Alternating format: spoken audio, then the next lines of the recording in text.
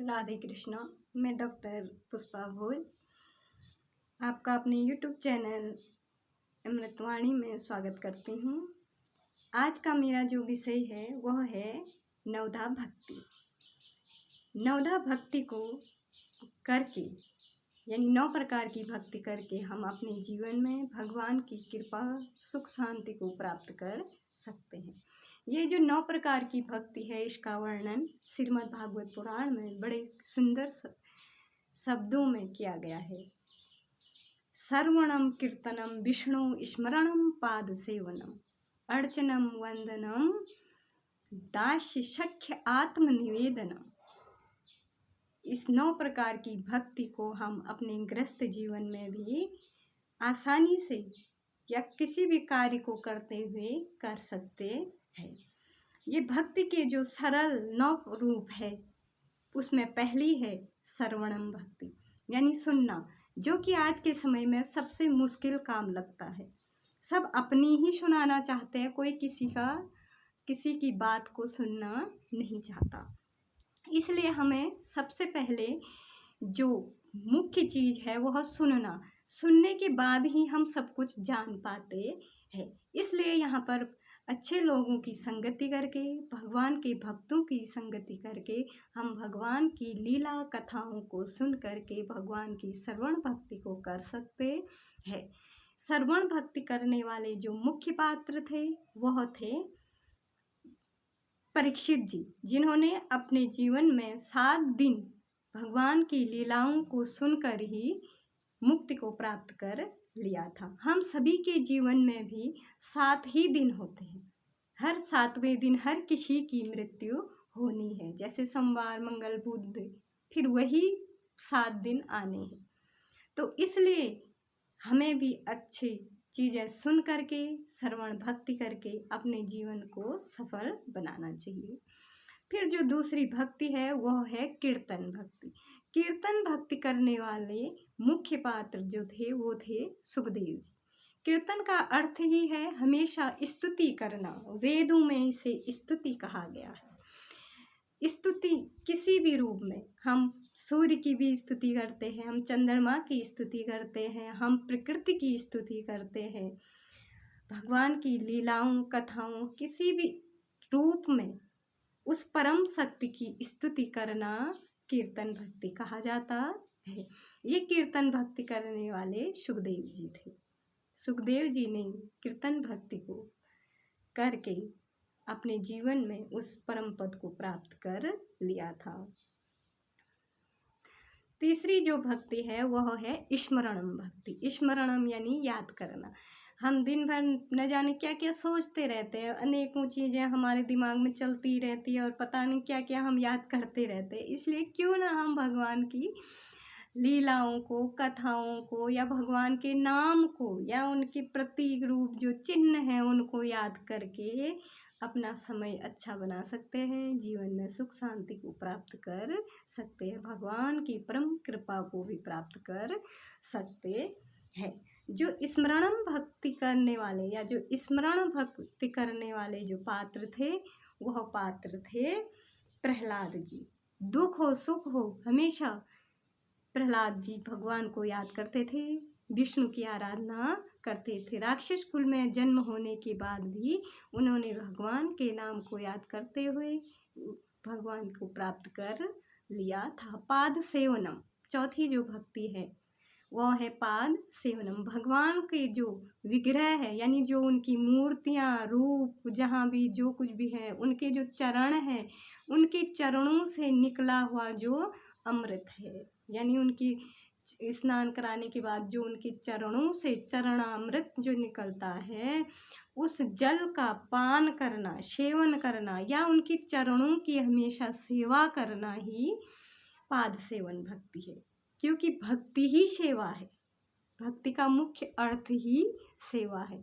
ये पाद सेवन करने वाली जो मुख्य पात्र है वह है लक्ष्मी जी, जिन्होंने भगवान विष्णु की हमेशा चरणों की सेवा करी और भगवान विष्णु को प्राप्त कर लिया। 5वीं जो भक्ति है वह है अर्चनम भक्ति यानी अर्चना करना।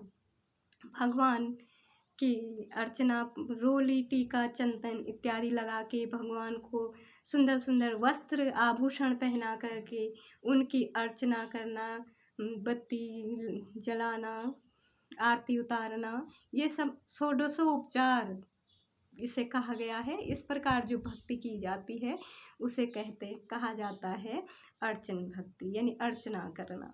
तो जो ये भक्ति करने वाले थे वो थे राजा पृथ्वी। इस प्रकार अपने जीवन में घर गृहस्थी में रहकर भी हम कहीं पर भी अर्चन भक्ति को कर सकते हैं।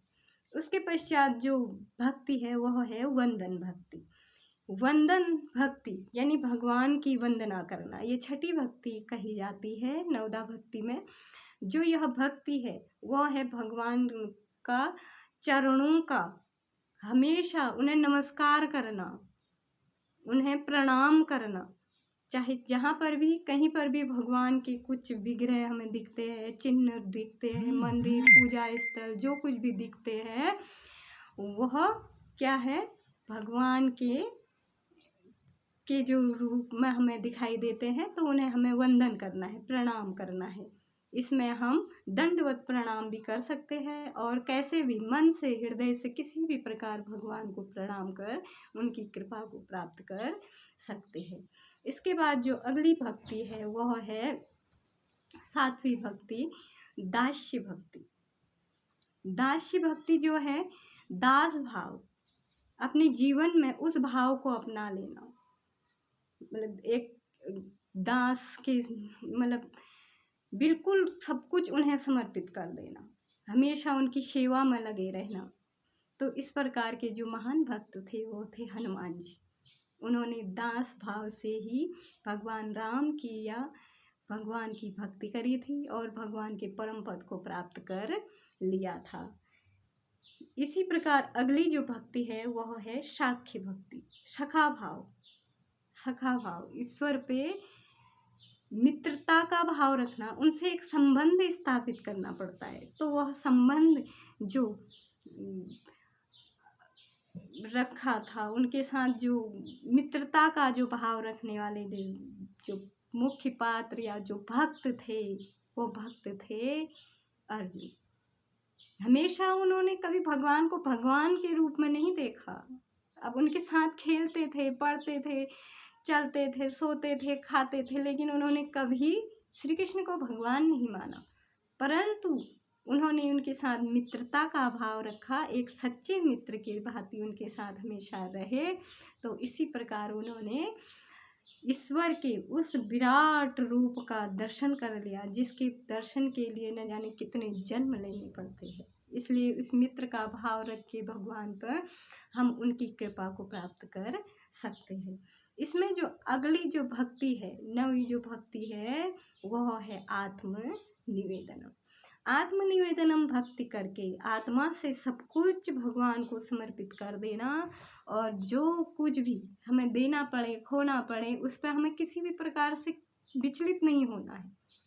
हमारी कोई चीज़ खो जाए, बस कुछ चीज़ें हमारे जीवन में कभी कोई दुख आ जाते हैं, कष्ट आ जाते हैं, अरे हम सोचते हैं ऐसा क्यों हुआ, भगवान ने हमारे साथ ऐसा क्यों कर दिया, हम तो इसलिए उस दुख को भी, उस सुख को भी उस भगवान में समर्पित कर देना है, जिससे हम सुख शांति को प्राप्त कर सकते हैं। आत्मनिवेदनम भक्ति, अपना सर्वस्व न्यौछावर कर देने वाले, समर्पित कर देने वाले जो भक्त थे वह थे बलि। बलि ने भगवान को अपना सब कुछ, अपना शीश भी समर्पित कर दिया था।